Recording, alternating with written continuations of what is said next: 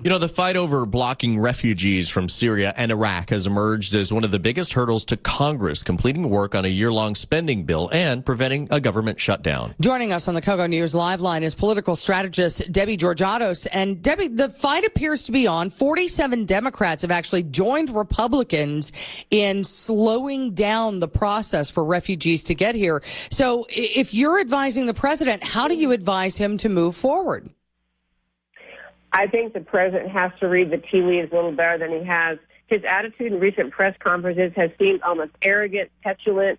I don't have to listen to you. You don't understand. I'm doing the right thing. I'm taking the moral high ground here. But the American people, as reflected by the 47 Democrats in the House who joined with the GOP, are saying, we don't see a reason to bring all these Syrian refugees here. We're a compassionate country. We can help them in the various refugee camps they're in over in countries all surrounding the area where the ISIS battle is ongoing. We can help them there. It's too much of a risk to bring them here. And I don't know how he's going to find a face-saving tax, but I think he's got to do it. He does not want, or his Democrats in the House and Senate do not want to go back to their voters and say, yes, I sided with the president on this issue. The American people are not with him on this.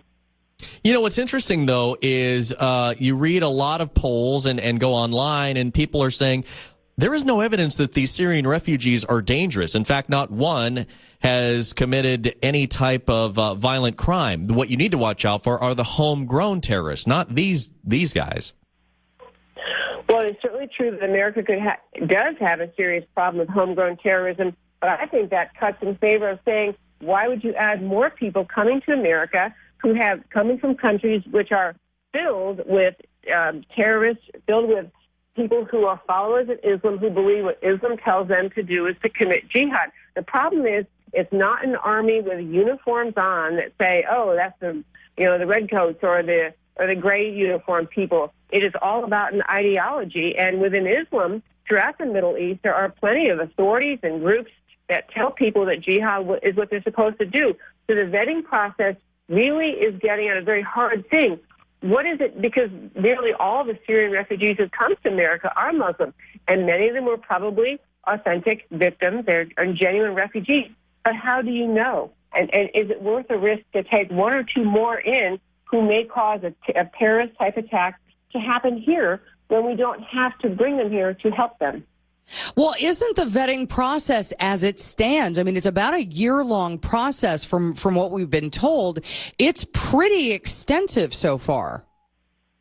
Well, you know what? I was just reading an article about that. It was on, I believe, a Daily Caller. But it was talking about the idea that we, due to changes the Obama administration has made in our training manuals, what people are taught when they're being trained to do this vetting, they do not ask things like, do you support the Muslim Brotherhood?